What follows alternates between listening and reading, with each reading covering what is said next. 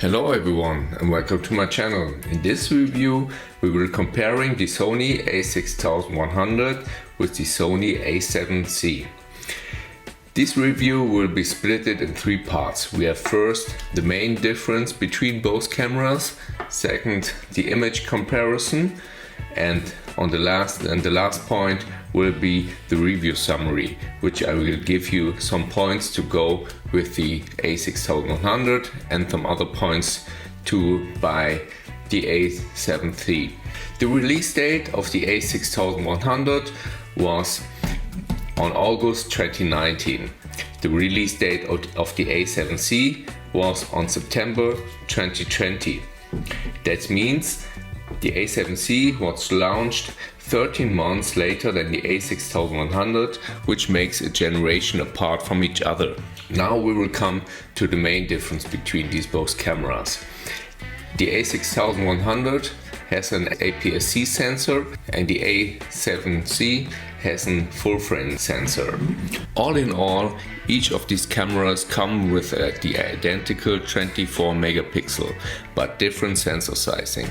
The A7C has a bigger sensor, which implies that it has a lower pixel density and larger individual pixels, with a pixel pitch of 5.94 versus 3.91 from the A6100, which gives you a big advantage in low lights. It provides wider dynamic range and have richer color depth than smaller pixels in the sensor of the same technological generation. Further, a large sensor camera will give photographers additional creative options when using shallow depth of field to isolate subjects from the background.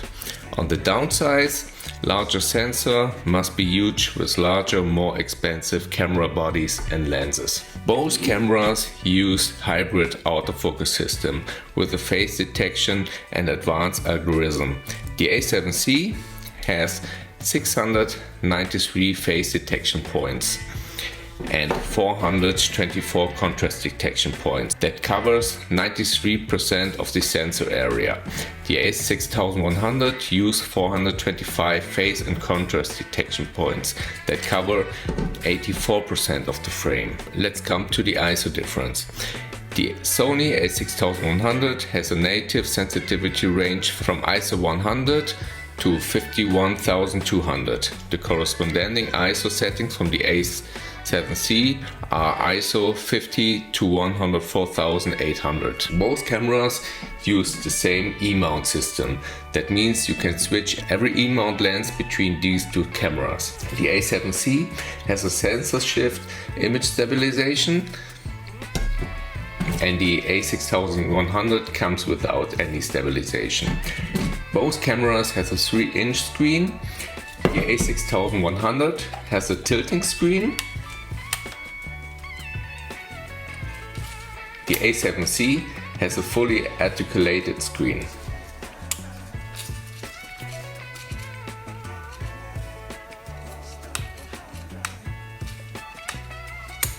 Both cameras has the same screen resolution of 922,000 dots. Both screens are touch sensitive and allows you to move the focus points, start AF tracking, take pictures or activate magnification. The electronic viewfinder of the A6100 are 1,440,000 dots and the viewfinder of the A7C are 2,360,000 dots. The magnification of the A7C is smaller at 0.59, whereas on the A6100 is 0.7. You have a continuous shooting on the A6100 of 11 frames per second and on the A7C 10 frames per second. Both cameras can record in 4K, but the A7C has some picture profiles like S-Log2, S-Log3 or the Cine profiles. The A6100 has a record limit of 30 minutes and you can record on the A7C video unlimited. It also has a gyroscopic stabilization, which gives you more stabilization while you're shooting. Both cameras have also Wi-Fi built in. In the front view area of the cameras, the A7C is 10% larger than the A6100. Moreover, the A7C weighs 509 grams and it's 29% heavier than the A6100 with a weight of 396 grams. The A7C is splash and dust proof, while the A6100 does not feature any corresponding weather sealing. Concerning battery life, the A6100 gets 420 shots of its NP-FW15 battery, while the A7C can take 740 images on a single charge of its NP-FZ100 battery. The battery packs of both cameras can be charged via USB, which can be very convenient while traveling. Now we come to the price of both cameras. You can buy the A6100 new for around 700 euro and used for around 500 euro. The A7C costs new 1,800 euro and you can buy it used for around 1,400 euro. In the next minutes you will see some image comparison of both cameras. I will use for the A6100 the Sigma 18-15 f2.8 with a full frame equivalent of 27 to 75 mm. And for the A7C I will take the Sigma 28-70 f2.8. These are two of the sharpest zoom lenses for Sony E-mount system and they will give you very good results. So have fun with the test.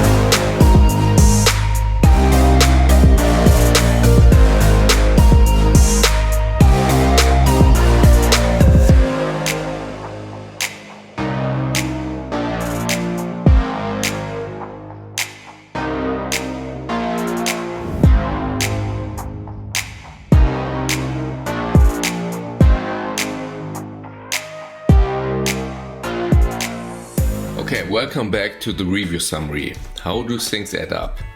Is there a clear favorite between the Sony A6100 and the Sony A7C? Which camera is better? I will give you some reasons to buy the A6100 and some other points to go with the A7C. Reasons to prefer the A6100. You have a larger viewfinder image. It features a viewfinder with a higher magnification, 0.7 versus 0.59. It's less heavy, it's lighter than the A7C, it's easier to fill in, it's more affordable, you pay less than the A7C, and of course you will get the more heavier discount because it's much longer on the market. So now the reasons to go with the Sony A7C. You have a better image quality, it has a larger, more technological advantage sensor, it has richer colors, the sensor size advantage translates into images with better, more accurate colors, it has more dynamic range, larger sensor captures a wider spectrum of light and dark details, you have a better low light sensitivity, larger sensor produces good images in low light, you have also better sound quality. It has a headphone port that enables audio monitoring while recording. You have a better viewfinder with higher resolution. It has a flexible LCD display. It's longer lasting. You get small shots, exact 740 versus 420 shots on the A6100. It's better sealing and splash and dust sealed for shooting in inclement weather conditions.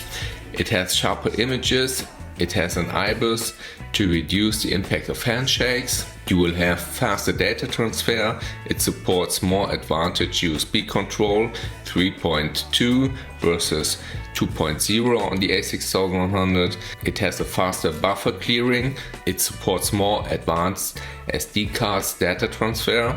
And of course is more modern because it's 1 year younger. In the number of relative strange is taken as a guide. The A7C is a clear winner of the contest. However, the reference of the individual strange will vary across photographers. A professional wedding photographer will view the difference between cameras in another way than from a perspective of a travel photographer. The decision which camera is the best and worth buying is often a very personal one. I hope I could give you a good overview of both cameras, and I would be happy if you would give me a like and subscribe to my channel. See you next time.